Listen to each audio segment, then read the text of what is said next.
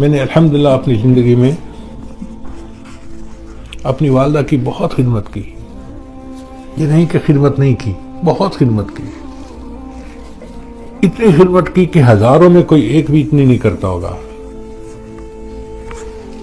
मेरा एक असूल था कि वालदा साहबा खड़ी है तो मैं बैठता नहीं था। पहले वालदा बैठती थी, फिर मैं बैठता था।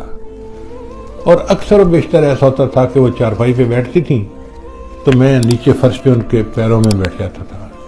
वो मुझे हमेशा कहती थी, बेटा चारपाई पे बैठो, कुर्सी पे बैठो, इधर बैठो।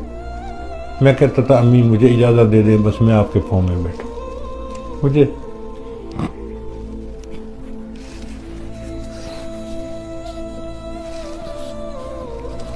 पाँव में बैठ कर सुकून मिलता था।